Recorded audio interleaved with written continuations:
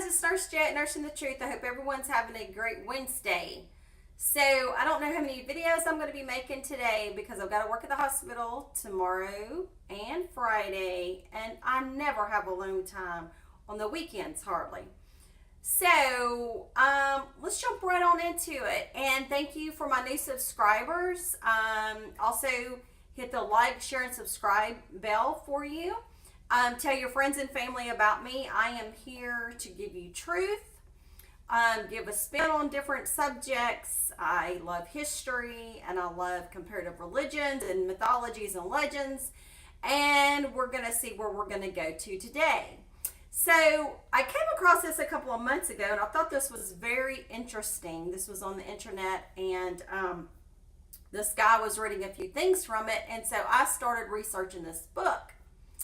So we're going to go into now what you call the ghostly realms or the spiritual or the ethereal realms to see exactly, possibly, what people said about Christianity in the 1800s.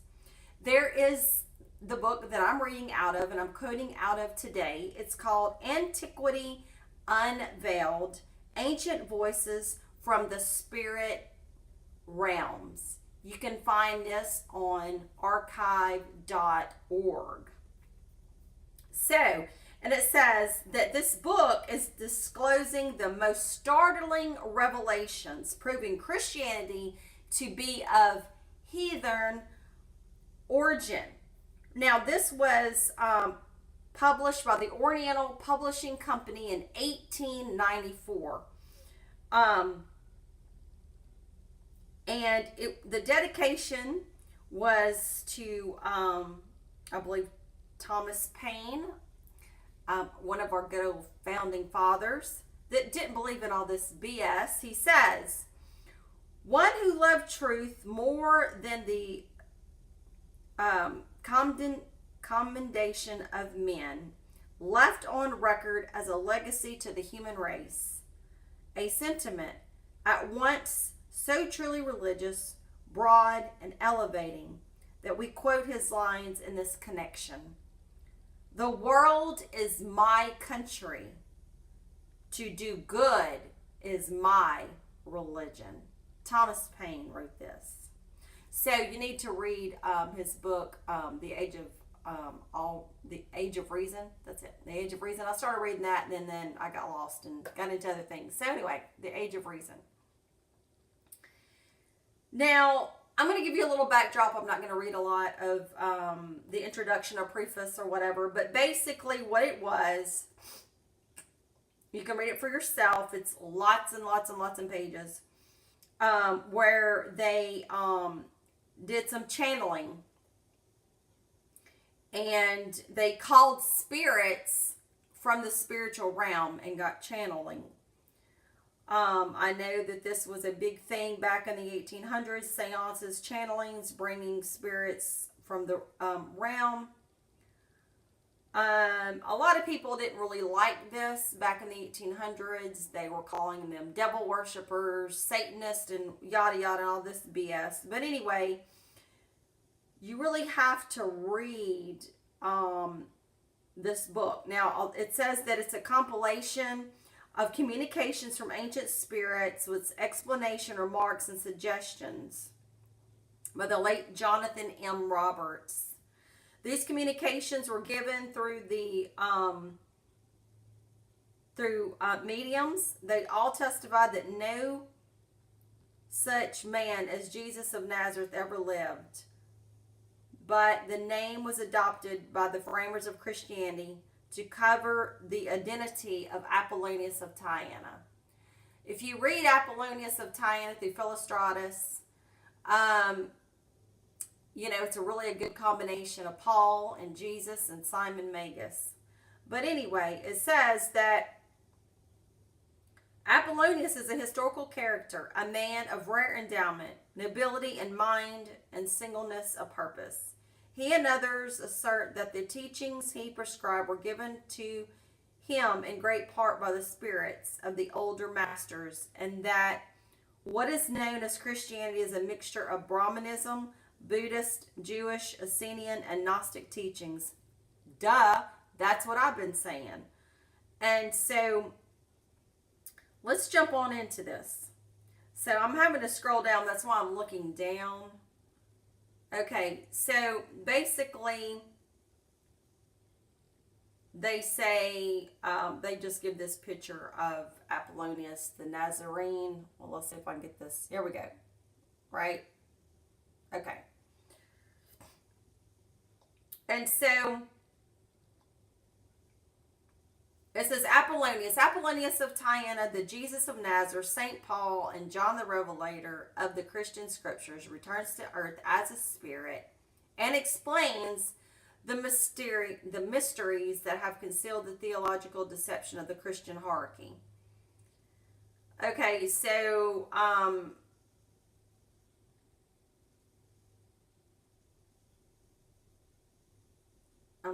looking here to see what the spiritual guide of this was saying.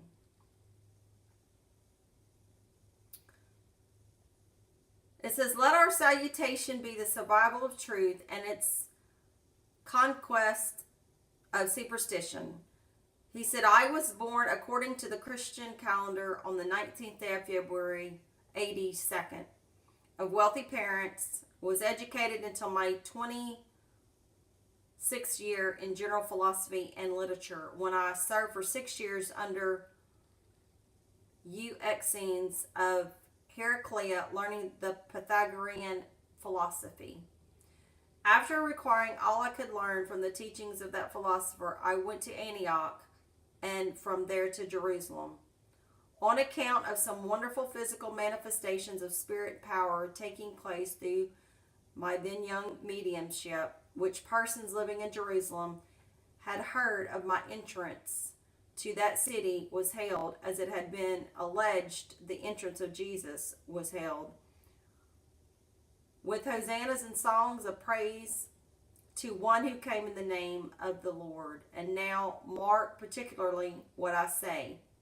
This took place when I was 33 years of age.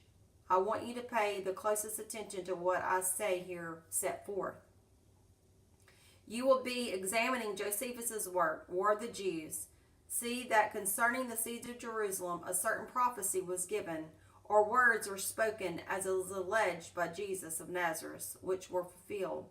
You will find what I refer to in Matthew, the 23rd chapter and 35th verse, where the so-called Jesus is made to have asserted that the generations were guilty of all of the blood that had been shed from Abel to Zacharias, the son of Baruch, slain between the temple and the altar exactly 34 years after the alleged death of Jesus. And you will find that this prophecy then fulfilled, while Jesus is made to have said that it was fulfilled in his time. And here you have an example of the unauthenticity of the Christian Gospels. All this I learned at the very time at which Flavius Josephus wrote the history of the War of the Jews. For I was employed and used by the Emperor Vespasian as his oracle, when in the same state as this medium is, who now cites before you. So he's telling you that in history, he was Vespasian's oracle. He knew these generals and emperors, and he went all over Asia Minor, Greece, Turkey, Jerusalem, and was against religion. He was all about spirituality. He said also in this channeling, never during my mortal life did I desire to be worshipped after death. Never did. I, as a mortal man, teach such a doctrine, but I was defiled after my death. 9 epistles were made a present to me by Ferrets of Taxilia, India, or rather between Babylon and India, who was a satrap. In those days, those epistles contain all that is embraced in the present epistles, claim to have been written by St. Paul, and from what I have learned as a spirit, I conclude that I am both the Jesus and St. Paul of the Christian scriptures. Flattering enough to my vanity, but the ruin of my happiness. It is my duty here to confess all I can bring to recollection, in order that spiritual darkness may disperse and the light of truth shine in.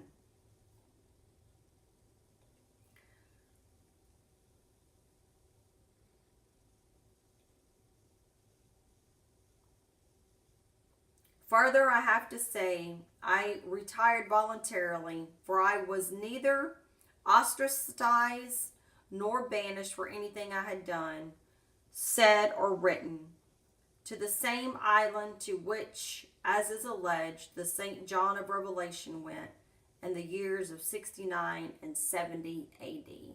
He went there too. I there wrote what occurred through me in a trance state, not knowing what I wrote, an almost identical story with that attributed to the so-called St. John the Revelator. That story was nothing more than an attempt of the spirit world to give the truth of the spirit life through a mortal organism in a day and generation that was not ripe to receive it.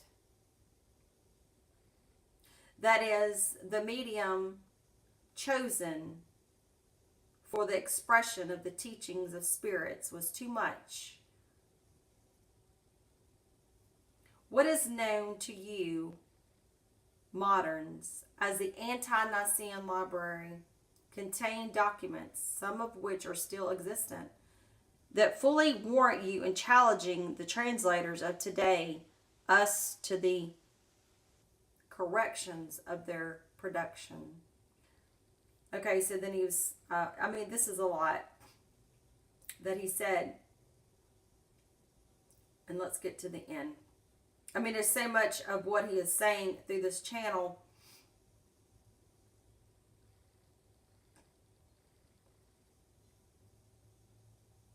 Goodness. A lot. I didn't realize.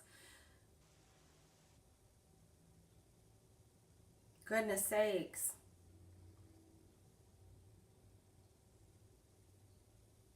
Okay, so let me read the last end and then we'll go.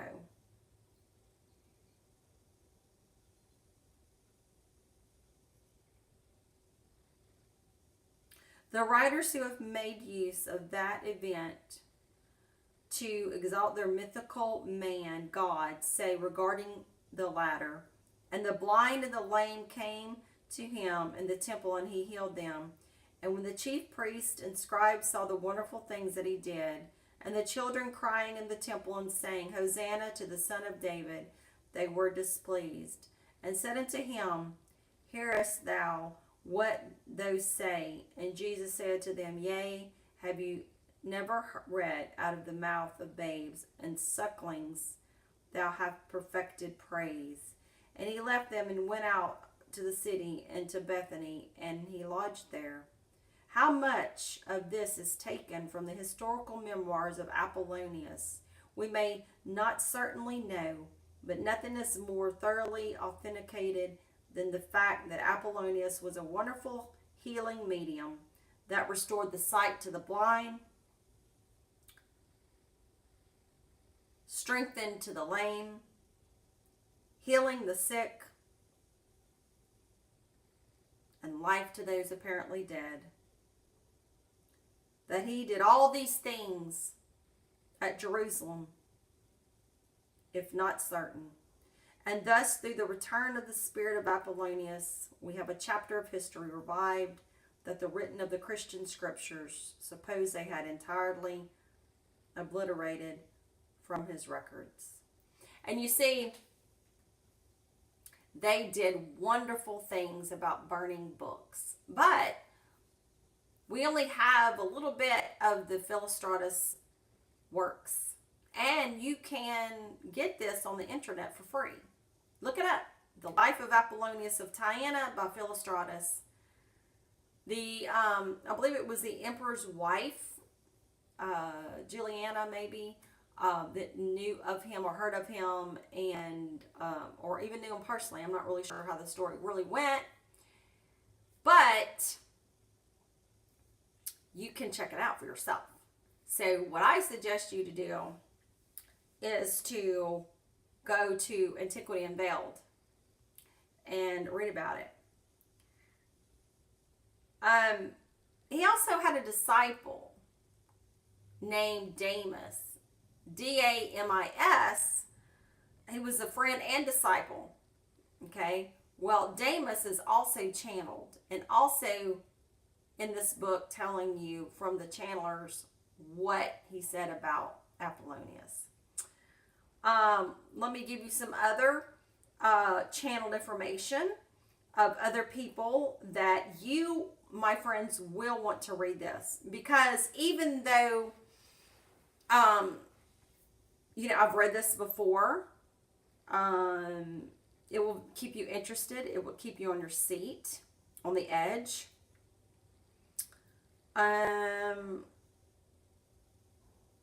Let's see, who else did they talk about? Sorry guys, I'm having to scroll through this thing here. Okay, it talks about, like I said, the Apollonius of Tyana, Damas, the scribe, Vespasian, the Roman emperor, Pliny the Younger, Origen, Josephus,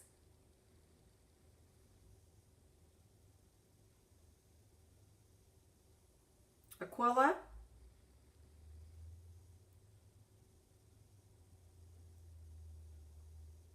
Gregory, Bishop of Constantinople, Eusebius,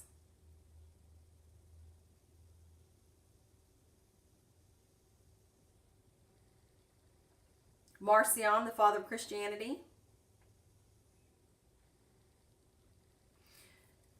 Lucian,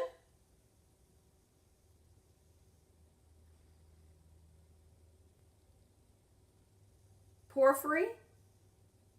So you know all these names. If you are into religious history like I am, those people are going to be the major players. Justin Martyr. Let's see. In the contents of Marcion, he's the father of Christianity. He's the one that came out with the New Testament, the original New Testament as we have today, with some changes. The Pauline epistles, appropriated by Marcion because he put it together, he changes them. He redacts them. He adds, he takes away from them. The description of Paul interpolated to disguise the identity of their author, which was Apollonius of Tyana. Because Apollonius, Apollo, Paul, and then the English Paul, P-A-U-L. When Pole, P-O-L, was Latin from Apollo, which is the sun, God, or the son of God. So you got to understand where this is coming from. So many twists and turns, people. So let's kind of get a little what Eusebius says in this channeling. He says, the power of truth, all epistles and gospels in reality, the creation of Christian priests, Justin Martyr is the forger of the passage in Josephus in relation to Jesus. Eusebius admits copying it.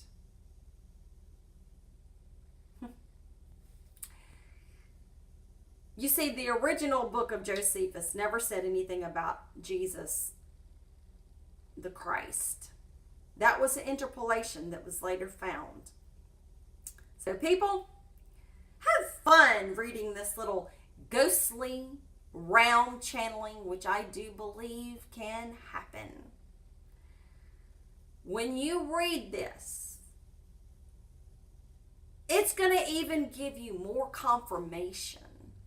Because, see, these people were digging back then in the 1800s. So until next time, I hope you have enjoyed this enlightened video, and please, for the love of paganism, go to Antiquity Unveiled, Ancient Voices from the Spirit Realm archive.org and read it for free, my friends. And comment and tell me, how do you like the book? Because I thoroughly enjoyed it. Until next time, Hotep and Ashe, my friends, and always search for the truth. And when you find the truth, then the truth will set you free. Goodbye, my friends. Have a wonderful day.